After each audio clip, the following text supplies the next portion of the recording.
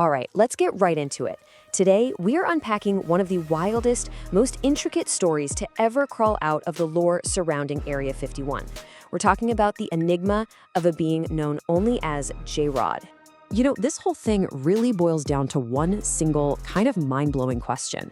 A question that, if the answer is yes, well, it changes pretty much everything we think we know about the UFO phenomenon.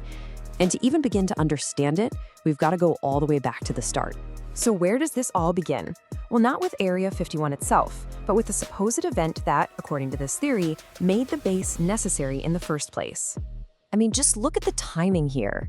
It's May 1953.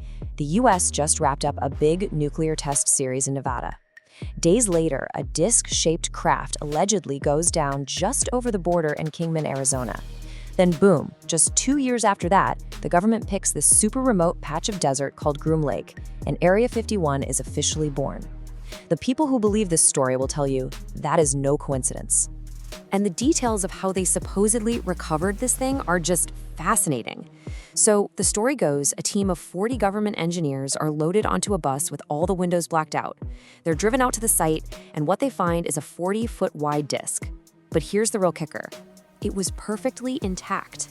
Not a dent, not a scratch. This wasn't really a crash, it was more like a failed landing.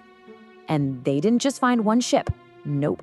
According to the legend, they found 4 living survivors inside. And all of them, along with the craft, were secretly whisked away to that brand new super secret base out at Groom Lake.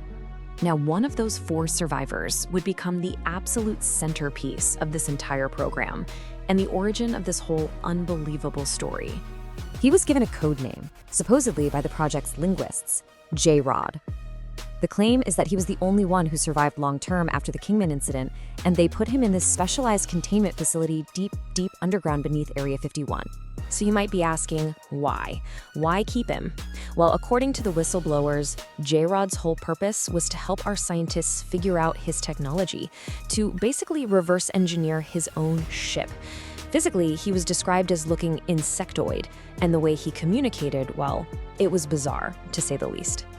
To give you a feel for just how strange these interactions must have been, listen to this quote from Captain Bill Uhouse, a former test pilot who claimed he worked on the project.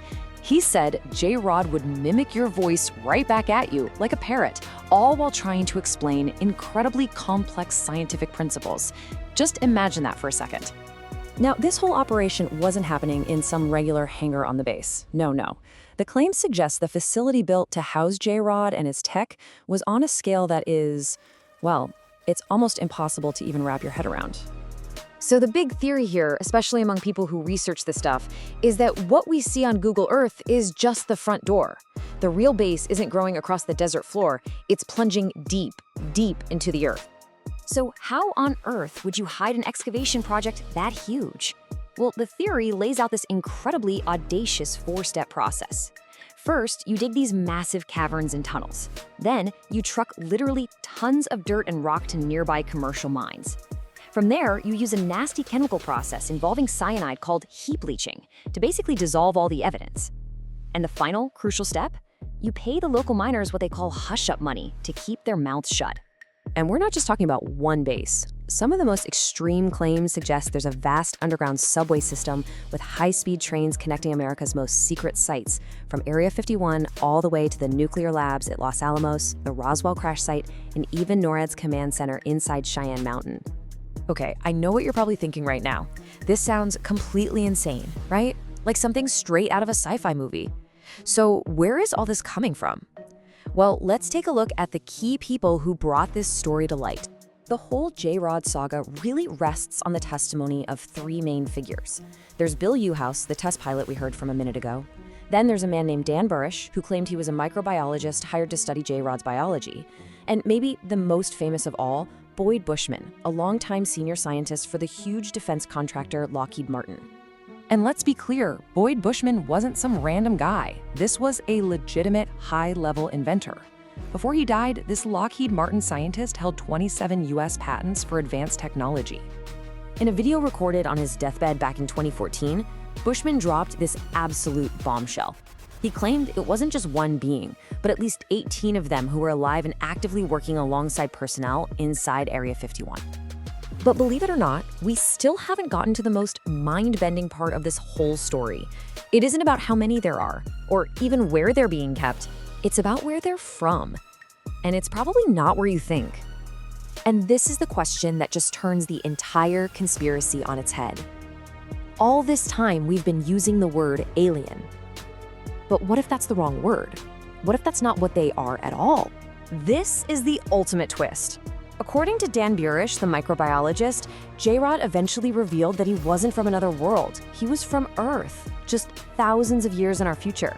He wasn't an extraterrestrial. He was a chrononaut, a time traveler. So how could that possibly work? Well, the theory goes something like this. In our not-too-distant future, a massive catastrophe hits the planet. To survive, a part of humanity is forced to live deep underground for thousands of years. Over all that time, they evolve, they adapt, developing some of those insectoid features to survive. And eventually, they figure out time travel and come back to our time, becoming the very aliens that crash-landed in the desert. So that's the choice it presents you with. Are we dealing with beings who cross the impossible vastness of space to get here? Or are we dealing with beings who crossed the vastness of time? One is a visitor from the stars. The other is a distant relative. And what makes this whole thing even stranger is how this supposedly futuristic story sounds an awful lot like some very ancient myths. The Hopi and Navajo people have these legends of ant people, who they say helped humanity survive a massive cataclysm in the past by taking them to safety underground. It's a really bizarre parallel, isn't it? And so it all leaves you with one final, pretty unsettling thought.